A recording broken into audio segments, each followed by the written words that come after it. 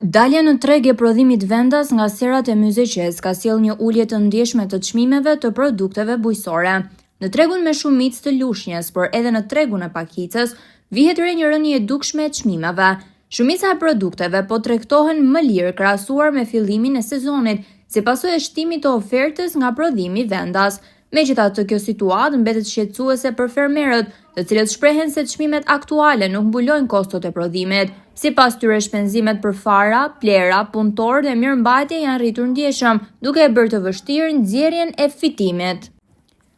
Fermerët kërkojnë më shumë mbështetje dhe politika lehtësuese në mënyrë që prodhimi vendas të mbetet konkurrues dhe i qëndrueshëm në treg, ndërkohë konsumatorët e shohin këtë periudhë si një mundësi për të bler produkte të freskëta me çmime më të ulta, ndërsa tregtarët presin që çmimet të stabilizohen në javët në vijim. Sipas specialistëve të bujqësisë, kjo ulje është sezonale dhe lidhet drejt për drejt me rritjen e prodhimit vendas. Ata theksojnë se mungesa e pikave të grumbullimit dhe eksportit ndikon në mbi ngarkesën e tregut vendas. Një pjesë e fermerëve rrezikojnë të mbeten me prodhim të pashitur nëse situata vijon kështu. Kjo krijon nevojën për më shumë organizim të tregut dhe mbështetje konkrete për sektorin bujqësor.